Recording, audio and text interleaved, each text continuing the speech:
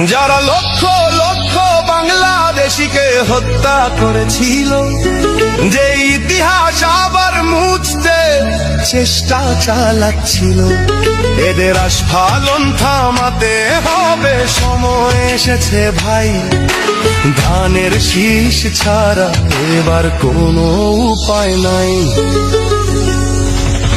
৭১ সালেই জামাত দেখা শেষ, মুনাফেকি ছাড়া গর্ব বাংলাদেশ। ও ভাই ৭১ সালেই জামাত দেখা শেষ, মুনাফেকি ছাড়া